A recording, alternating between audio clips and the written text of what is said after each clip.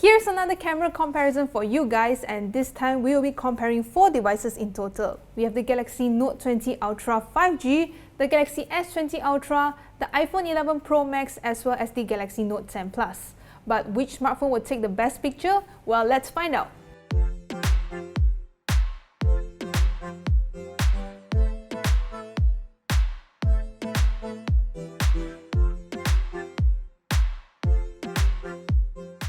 But before we start analyzing each picture, let's take a look at each camera specs of these devices. Firstly, we have the Samsung Galaxy S20 Ultra. On paper, it has the most capable camera out of all the devices that we are going to try today. It has a 108 megapixel main sensor with 100 times space zoom, plus it also has a 40 megapixel sensor for selfies. Moving down a notch, there's a Galaxy Note 20 Ultra which was launched recently. Just like the S20 Ultra, it has a 108 megapixel main camera, but instead of the space zoom like the S20 Ultra, it is only capable of 50 times zoom.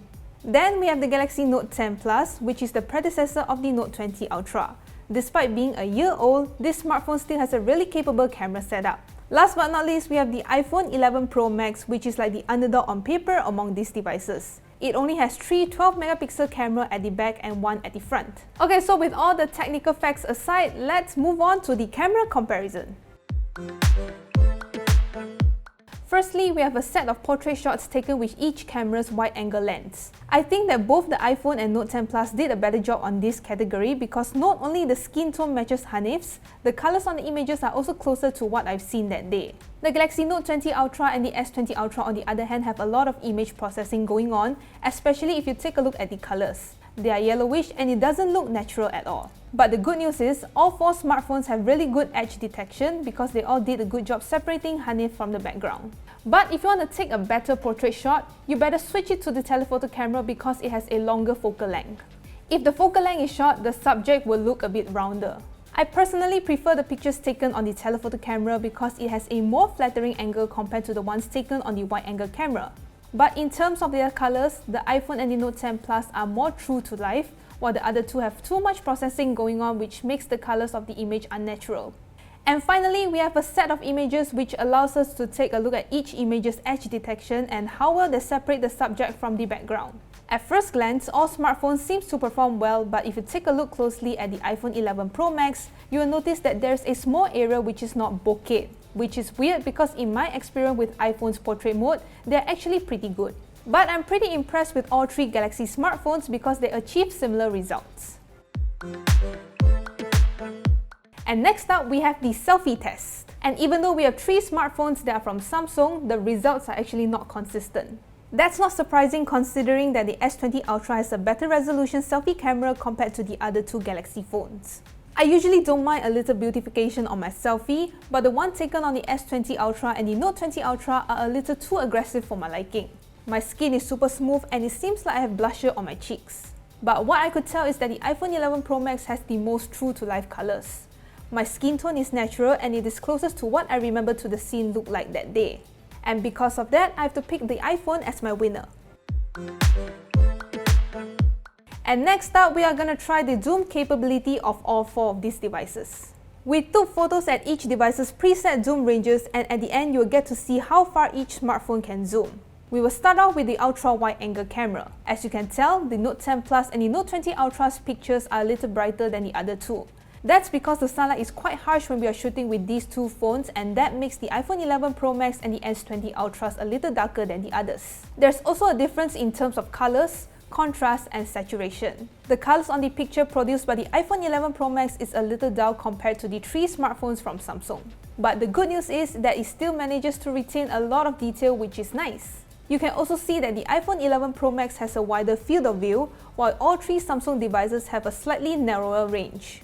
At one time, consistent results were shown on all 4 smartphones, with the iPhone lacking in saturation while the other has a much striking and vibrant results. Now it is time to test the first zoom stop. For the Note 10 Plus, Note 20 Ultra and iPhone, that is a zoom of 2 times, but on the S20 Ultra it's a zoom of 5 times instead, which gives you a lot more reach. In terms of their quality, there is not much difference between all 4 smartphones. The only difference I can see is that the iPhone's image is much brighter than the others. That being said, the S20 Ultra is pretty impressive considering that it gives you so much more reach for no visible loss in quality.